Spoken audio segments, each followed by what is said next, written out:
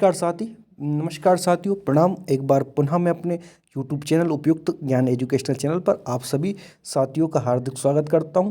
तो मैं आज स्पेशली RRC ग्रुप डी वाले अभ्यर्थियों के लिए जो उनके क्वेश्चन है उनका समाधान करने का प्रयास करूंगा।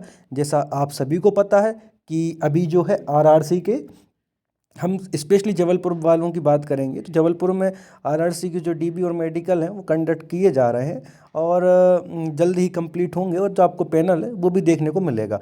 अब आपका जो प्रश्न है जो आते रहते हैं मेरे वीडियोस की इंक्वायरी पे, वो सबसे ज़्यादा प्रश्न ये है कि सर जो मेडिकल स्टैंडर्ड है वो हमारा कैसे खेल बिगाड़ सकता है। सर मेरे इतने नंबर हैं, मान लीजिए आपके कट ऑफ से 12 नंबर 15 नंबर ज़्यादा हैं और आपको C1 मिल गया है, किसी को C2 मिल गया है, तो अब वह कैसे आपका खेल बिगाड़ सकते हैं।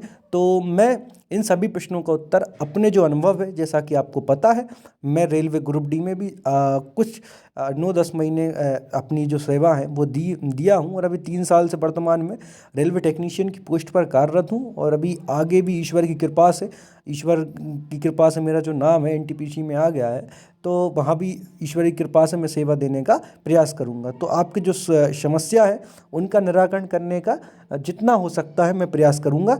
ठीक है, सबसे पहले हम बात करते हैं मेडिकल स्टैंडर्ड के अकॉर्डिंग ये जो पोस्ट है उन पोस्टों की हम बात कर लेते हैं। ठीक है, आप देख सकते हैं C1 की जो पोस्टें हैं, आप 1, 2 और इसके बाद आप देखेंगे ये 3 और ये 4 और एक ये 5।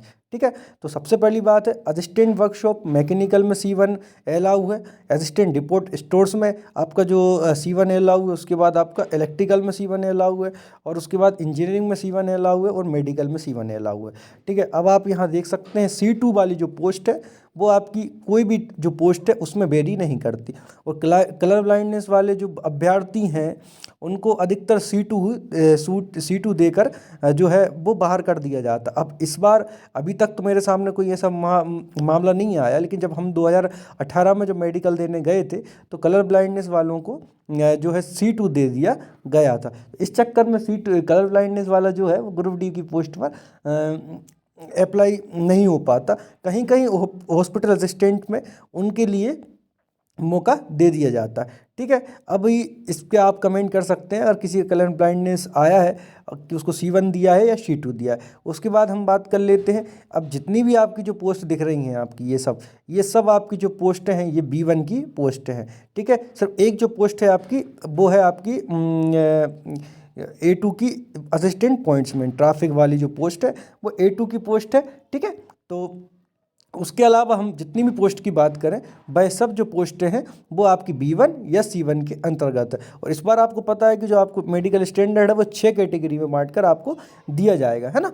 तो इसलिए अब आपका जो मेडिकल स्टैंडर्ड है वो कहीं ना कहीं आपके नंबर जो है काम बिगाड़ सकता है। अब मान लीजिए आपकी जो प्रेफरेंस है वो असिस्टेंट पॉइंट्समैन के लिए पहली प्रेफरेंस आपने दी है असिस्टेंट पॉइंट्समैन के लिए, लेकिन आपका मेडिकल स्टैंडर्ड जो है वो B2 आ गया है या B1 आ गया है, तो आप वैसे ही डिस्क्वालीफाई हो जाएंगे। ठीक है, अब आप लोग कहते हैं कि सर मेरे तो बहुत अच्छे नंबर हैं, ठीक है, अब मेडिकल से मेरा क्या होगा, तो आपका यही होगा जो पॉइंट्समैन अच्छी खासी पोस्ट मानी जाती है, इसमें प्रमोशन के चांसेस भी अच्छे हैं और काफ़ी अच्छी LDC जो है वो काफ़ी अच्छी निकलती है आपकी जो ऑपरेटिंग डिपार्टमेंट है उसमें ट्रैफिक वाले में, तो काफ़ी अच्छी पोस्ट मानी जाती है। अब उसमें आपका जो मेडिकल स्टैंडर्ड है वो A2 माना जाता है, इसके अलावा जो है आपका B1 माना जाता है ना। तो अब आपको पता है जैसे कि आपका जो ट्रैक मेंटेनर या ट्रैक मशीन, ठीक है, अब एक और क्वेश्चन आता है सर ट्रैक मेंटेनर क्या होता है और ट्रैक मशीन वाला जो असिस्टेंट वो क्या होता है। ट्रैक मशीन आपने देखी होगी रेलवे में, है ना, जो स्लीपर को ढोने का या फिर स्लीपर में पैकिंग का काम करती हैं उनको मशीन्स कहा जाता है। तो उसमें जो हेल्पर के तौर पर जो लड़के नियुक्त होते हैं, जो कर्मचारी नियुक्त होते हैं उनको असिस्टेंट मशीन कहा जाता है। ठीक है, ट्रैकमैन आपको पता ही है। ठीक है, अब हम थोड़े से जो क्वेश्चन है, अब मैंने इसमें आपको मेडिकल स्टैंडर्ड और पोस्ट का बताने का प्रयास किया। अब मैं आपको जो क्वेश्चन है वो जो आपके क्वेश्चन हर वीडियो पे आते हैं उनका निराकरण करने का प्रयास करूंगा। सबसे बड़ी बात है कौन सी पोस्ट ज़्यादा अच्छी, ओपन लाइन या वर्कशॉप में, है ना। वर्कशॉप में हम बात करते हैं जैसे मैकेनिकल की बात कर लें, असिस्टेंट मैकेनिकल या असिस्टेंट इलेक्ट्रिकल। ठीक है, तो ये जो आपकी पोस्ट है जैसे आप देख सकते हैं यहाँ पर आपकी ये जो वर्कशॉप वाली पोस्ट है एसी वाली, ये वर्क्स वाली, और ये असिस्टेंट वर्कशॉप वाली, असिस्टेंट मैकेनिकल, ये जो पोस्टें हैं तो आप याद रखेंगे जो आपकी वर्कशॉप वाली पोस्टें हैं वो ओपन लाइन की तुलना में वर्कशॉप की पोस्टें ज़्यादा बेटर होती हैं। और आपको डिज़र्व मतलब अगर आप जॉब करना चाहते हैं ग्रुप डी में, कंटिन्यू जॉब करना चाहते हैं, तो वर्कशॉप की जो पोस्टें हैं वो काफ़ी सिस्टमेटिक वाली होती है। उसमें आपको थोड़ी सैलरी भी ज़्यादा मिलती है, इंटर्नशिप वगैरह जो आपका है वर्कशॉप में ज़्यादा होता है, और उसके जो रूल्स एंड रेगुलेशन है वो आपके जो ओपन लाइन है उसकी तुलना में कुछ अलग होते हैं। तो अगर आप मेरे हिसाब से अगर वर्कशॉप में जॉब करना चाहें तो ज़्यादा अच्छा रहेगा। अब रेलवे जीडीसी और एलडीसी कितने साल में दे सकता है, अब ये तो थोड़ा सा अतिशयोक्ति वाला प्रश्न हो गया जो आप लोग मुझसे पूछते रहते हैं कि सर ग्रुप डी हम ज्वाइन कर रहे हैं, मैं ग्रुप डी में ज़्यादा दिन काम नहीं कर सकता।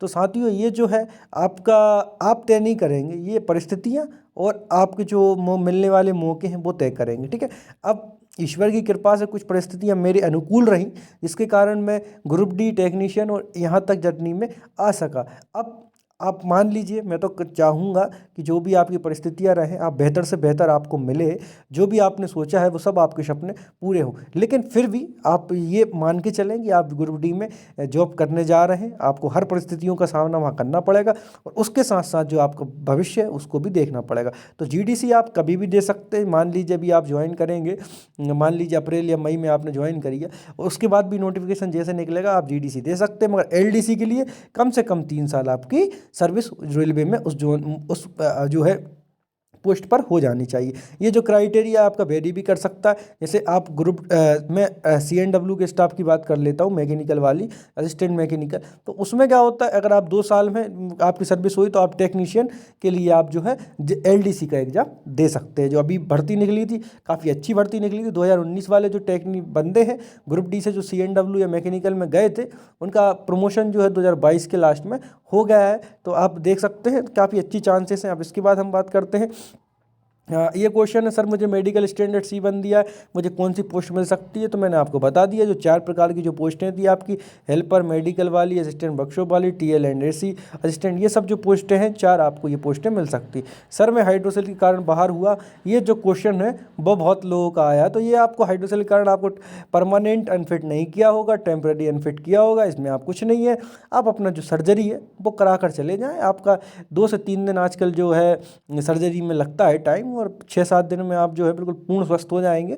आपको वहाँ से फिट का सर्टिफिकेट दे दिया जाएगा। हमारे अभी NTPC में 1-2 बंदों को ये प्रॉब्लम हुई थी और वो सर्जरी करा कर वो 1 हफ्ते से 10 दिन के अंतराल में चले गए और फिट होकर वहाँ से वापस आए। कलर ब्लाइंडनेस में कौन सा मेडिकल स्टैंडर्ड मिलेगा, तो अभी तक तो C2 मिलता था। अब ये आप लोग कमेंट करके बता सकते हैं कि C1 दिया जा रहा है या नहीं दिया जा रहा है। नेक्स्ट क्वेश्चन चलते हैं। ये बहुत क्वेश्चन आता है, मेरे एक वीडियो है जो EBC सर्टिफिकेट कैसे बना है उस पर ये क्वेश्चन आता है कि सर मुझे गलती से EBC टिक हो गया है, मैं जनरल से हूँ, OBC से हूँ, SC से हूँ, ST से या EWS से।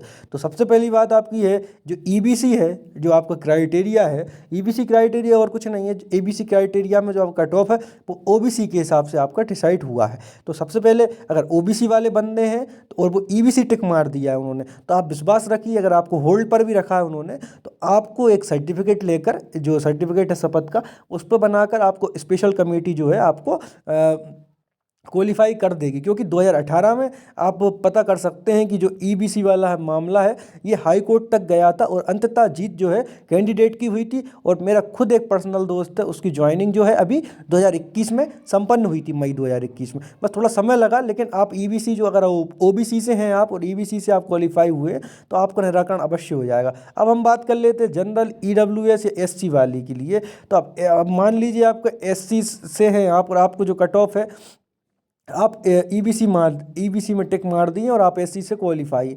अब ये आपका स्पेशल केस रहेगा, ये कमेटी क्या निर्णय करती है। जनरल वाले व्यक्ति तो मेरे हिसाब से बाहर ही रहेंगे, क्योंकि जनरल वाले व्यक्ति अगर OBC से अंदर हुए हैं तो वो तो उनसे कट ऑफ को पार नहीं कर सकते। तो जनरल हैं आप, तो आपका तो किसी भी कारण से ये चांस नहीं बनता। अब EWS की हम बात कर लेते हैं। आपने दोनों हाथों से लड्डू खाए हैं, आपने EWS से भी लड्डू खाया और EBC से भी लड्डू खाया, तो आपका केस भी स्पेशल है। लेकिन आपको ये है, क्योंकि आपका जो कट ऑफ है, अगर वो EWS से आप कट ऑफ पार हैं तो, और आप होंगे ही, क्योंकि OBC से कट ऑफ EWS का कम है, तो आपके भी चांसेस बन सकते हैं। ठीक है, अब मुझे होल्ड किया गया सर्टिफिकेट कारण मेरा क्लियर हो जाएगा क्या, ये आप पहले वहाँ से प्रश्न करें कि आपको किस वजह से होल्ड कर दिया गया है। ठीक है, अब इसमें सब हो जाने के बाद साथियों एक और आपके पास ऑप्शन रहेगा आरटीआई का। अगर आपको किसी अनुचित कारण से बाहर किया गया, आपको लगता है कि ये कारण जो है मेरे बाहर जाने का नहीं था, तो आप आरटीआई से उस चीज़ में संबंध में जानकारी लें। जब वो लिखित आए तो आप उस पर आप जो है केस के माध्यम से, हाई कोर्ट के माध्यम से आप उसका निराकरण कर सकते हैं। और मेरा तो आप लोगों से पर्सनल जो अनुभव है, जो रेलवे की सेवा में 4 साल लगभग होने के बाद ये अनुभव है कि रेलवे जो है वो आप अगर उचित हैं तो आपका जो निराकरण है वो अवश्य ही करेगी। हो सकता है कुछ समय लग जाए, मगर आपकी समस्या जो है वो अवश्य रूप से सुनी जाएगी। चलिए मिलते हैं नेक्स्ट वीडियो में। वीडियो अच्छा लगा हो तो चैनल को सब्सक्राइब करें, दोस्तों को शेयर करें और सकारात्मक रहें। आपका सिलेक्शन जो है निश्चित रूप से ही हो जाएगा। जय हिंद, जय भारत।